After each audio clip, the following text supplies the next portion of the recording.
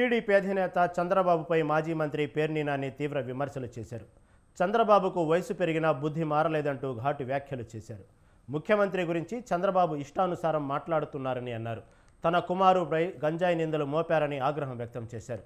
శిరోమండనం case 1996లో Thota త్రిమూర్తులు TDP ఎమ్మెల్యేగా ఉండగా జరిగిందన్నారు. 2020 వరకు తోటా త్రిమూర్తులు చంద్రబాబుతో కలిసి రాజకీయాలు చేశాడని గుర్తు చేశారు. చంద్రబాబు జగన్మోహన్ రెడ్డి బురద జల్లే ప్రయత్నం చేస్తున్నారని ఆరోపించారు. ఇద్దరిని ఎప్పుడైనా బూతులు తిట్టానా? వాళ్ళు వీరు వచ్చి బందర్లో ఓట్లు అడుగుతున్నారు. చంద్రబాబు నాయుడు గారు పచ్చి నోరు తెరిస్తే మొత్తం అంతా కూడా అన్ని బొంకు మాటలు. బందరు వచ్చినటువంటి ఈ బొంకు మాటల నాయుడు గారు అంటే వయసు మీద పడ్డ చంద్రబాబు నాయుడు గారు ఎంత బొంకు మాటల నాయుడు అనేది దీనికోసమే. నేనంట నీతులు నానేనంట ఆయన్ని బూతులు తిడతాకే నాకు మంత్రి పదవి ఇచ్చారంట. ఆయన పవన్ కళ్యాణ్ గారిని నేను చంద్రబాబు నాయుడు గారికి బొంకు మాటల నాయుడు గారికి సవాల్ విసురుతున్నాను. నేను మిమ్మల్ని మీ ఇద్దరిని ఎప్పుడైనా బూతులు తిట్టానా?